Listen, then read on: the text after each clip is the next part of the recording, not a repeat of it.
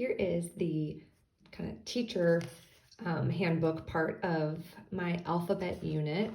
This is not new, but I thought I've never done like a long reel about it, so I thought I would show it. So it goes over the sequence of the lessons, and I split them up into the letters up into sets, so it tells you the letters in the set, the lessons, activities, and what I've always done is I've taught how to decode words with those specific letters kind of as we go. So what I did was I put word parts with the letters that have been taught and then words.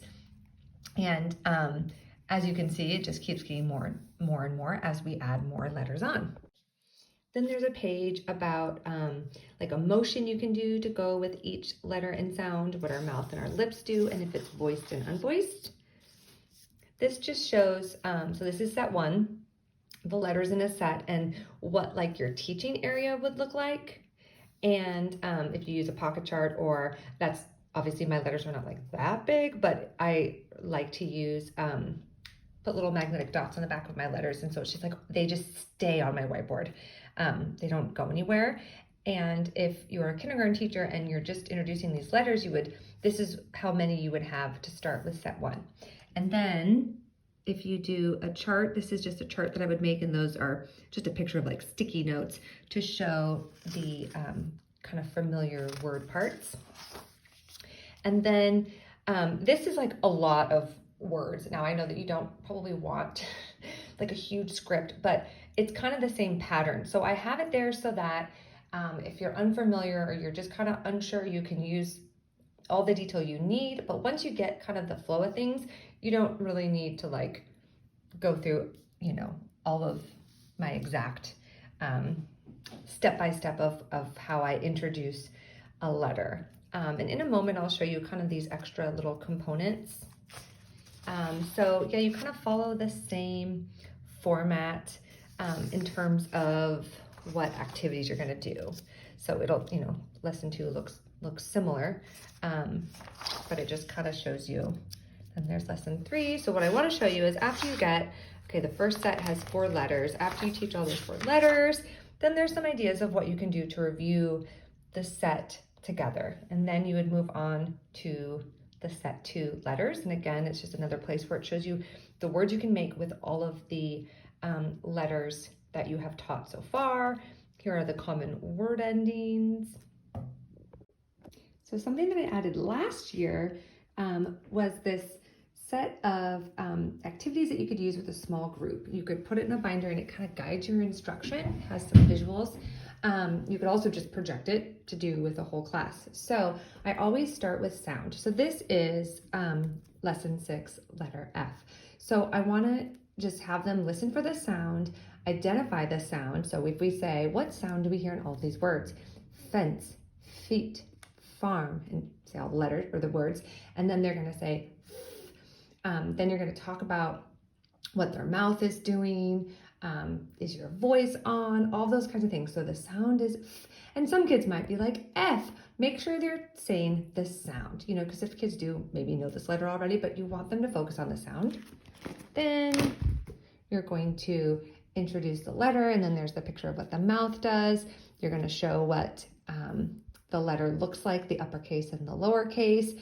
And then the key word is fish for the letter F. And there's a motion in here too that you can do to help you remember the letter F goes with the sound F, or can spell the sound F. And then you're going to kind of reiterate, like these words down here have the letter F, and the letter F spells F. So I see the letter F at the beginning of the word, and this is the word fan. So I'm not asking the kids to read this word, but I want them to look at the letter and listen for the sound. Fire, farm, and foot. And you can extend this as much as you want and talk about what other sounds do you hear. You can talk about how they're only one syllable. You can extend all you want, but what you're doing is you're connecting familiar sound to new letter. Here you're going to take a dry erase marker and you're going to model how to form the letter, and you can have the students follow along by tracing in the air. They can trace on the table. They can each get a turn tracing it. So, or writing it. I also sometimes like to have just like a textured thing in front of them that they can be tracing just like I do. And so you would say, start at the top and we're going to pull down, and they would kind of follow with you. And then I might say, help me find, let's look for all the lowercase f's. And I might choose someone to be the person to point out, here's one. They can point at a couple, and then the next student can point out some more. And then, okay, now let's look for the uppercase F, and you can talk about the difference in how they look. So I'm going to be looking for a straight line down, and then two kind of smaller lines up here. Can you find, where's the first F? You can also do, if you don't want to give students, pick one student, you can say, tell me when to stop, stop. Okay, tell me when to stop, stop. That's another way to do it. So they're just like looking and really paying attention to letter formation. Here they're practicing listening for the sound in these words. So you're first going to say, repeat after me, fish. And they would say, fish. Do you hear the sound? Yes. So there must be the letter F in this word. This word has F, fish. How about, and then you would take your dry erase marker and you would circle it. How about zebra? Do you hear in zebra? No, so we're not going to circle it. How about frog? Yes, we're going to circle it. The letter F is in frog. You can also kind of reinforce by, like while you're circling it, you can say, let's trace an F on the table when we hear F, and kind of guide them to do that. It's optional. Next, we're going to be looking for the letter F again. So again, you can do a tell me when to stop, stop. Okay, let's circle it, and you'd get your little dry erase marker and you'd circle it. Something kind of cool you can do if you're projecting this onto your like your whiteboard or whatever, and it depends on like how high it is, but I would get just a regular piece of white paper and fold it up, and you can like pick up the letters. So I would call on kids to come up and look for an F for me. So what they would do, if you're projecting it, they would like find the F and they'd put the F, or sorry, the little piece of paper on the F, and then they'd pull it out, and it looks like you're like picking up the letter. And then you would circle it. So this is just identifying, looking for the letter F. So you're looking for the visual. This is an automaticity activity. These are all the letters they've learned so far. Since this is lesson 6, there are 6 letters. So as a group, you're going to go through and you're going to say A, T, B, M. Since F is a new target letter, there's the most F's in here, but there's also review letters because I want to be reviewing the letters they've already learned. Now, you're going to need to go at a pace that is right for your students, and you can kind of feel that out. You could also do it where you do it first and then they repeat after you. It kind of depends on where your students are at. This is something new that I just added. I had something else in there just like to blend words, but I wanted to make it a little bit more visually pleasing. So here is the keyword above the letter to help them remember. I even put a little stretch if it's a sound that can be stretched, so we can encourage, so we can encourage that stretching. So we can first go through and say, let's say the sounds first, just so we can, since they would be new. And they can use the ah, t. Okay, now we're gonna go back and we're gonna stretch it now. At. You could also use this opportunity if stretching doesn't work to practice blending skills. Like I've talked about successive blending. You can model, okay, if I'm having a hard time blending those sounds together, I'm gonna just do these two. I'm gonna connect them. You could even take your dry erase marker and draw a line connecting the two as a visual. So, ah, fa. All right, now that I've got that, I'm gonna repeat it. Fat. So I bet you're wondering, why do you have the word fat? It's because after every lesson, I'm adding the words that can be added based on whatever letter I just introduced. So since there are 7 letters, this was a new word that I could make using those. And so they've already also made mat, bat, sat, tab, let's see, sap, I can't think of them off the top of my head, but they're in here. So they've already done those ones. This is the new word they can make with the letter F. And then we're going to circle the picture that matches. And you could use it in a sentence. And then once you get to the end of the set, so this is set 2, you have kind of all the same pages like that I showed you with each letter. And then you have some review with this set of letters.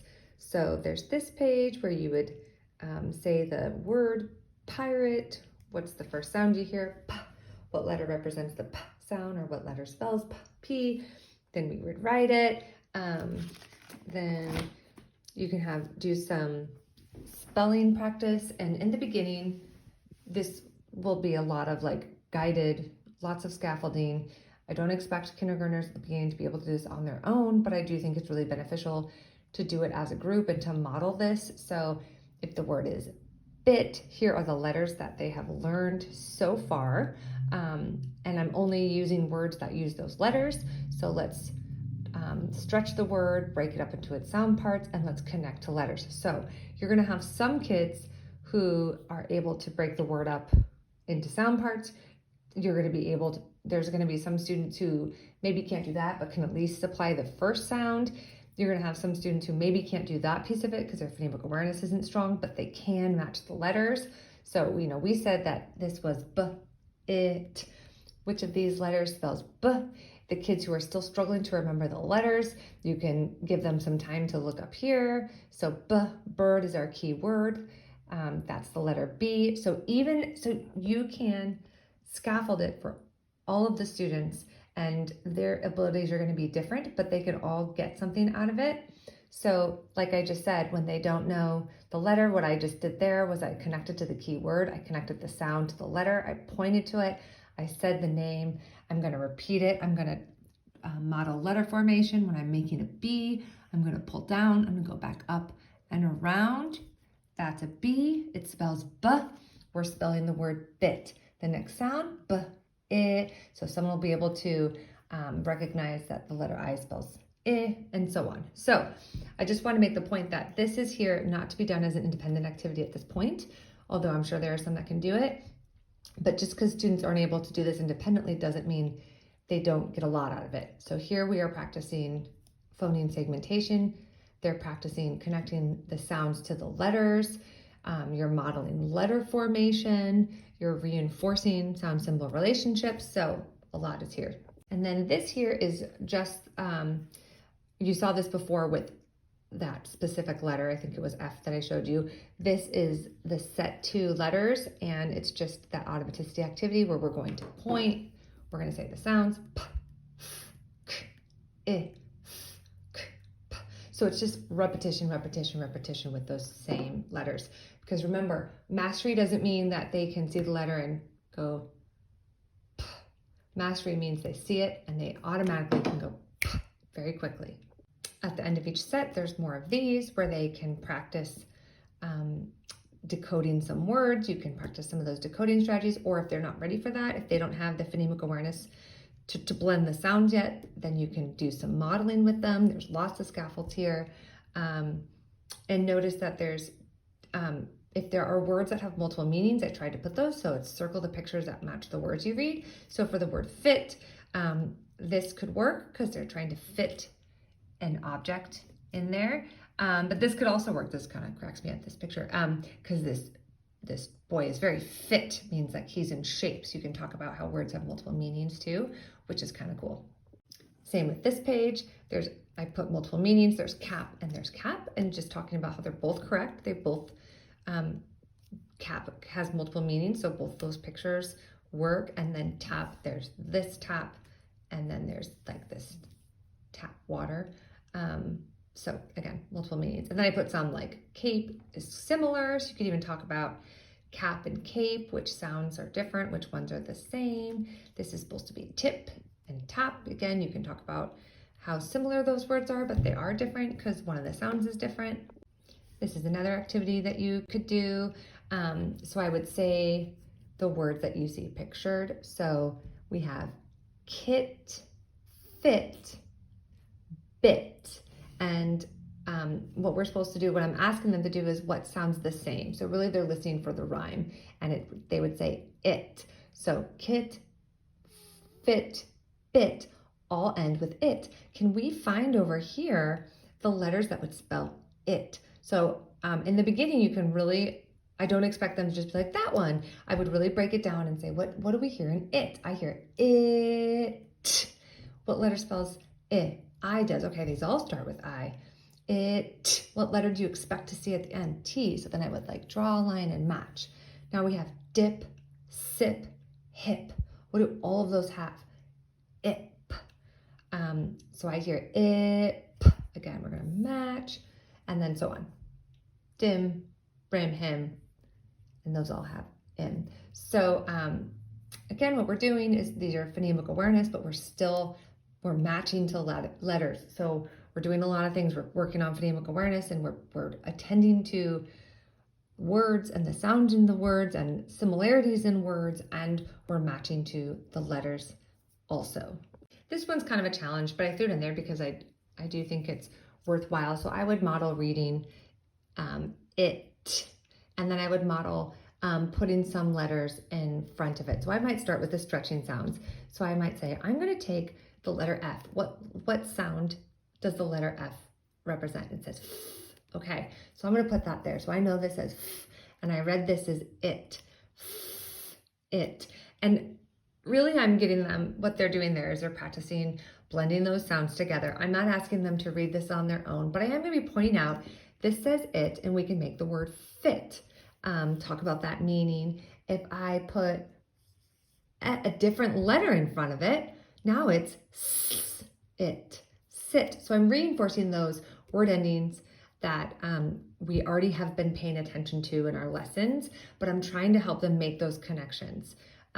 So we have sit, and then I could do bit. So again, not something that I expect them to do at the beginning of the year on their own, but I'm doing it, I'm modeling it. Those that can join you and will do it, and everyone else I'm going to be trying to encourage them to be part of the lesson in a way that they can. And meanwhile, I'm modeling something for them, and they're learning, and they'll eventually be able to do it. This is a space if you want to work on high frequency words that use the letters that you've learned so far. So far there's just a couple of words, but this is a space where you could do that. And then here, if you want to, then after you've spelled those words, now you can read those high frequency words, just so that you're showing them the words so far.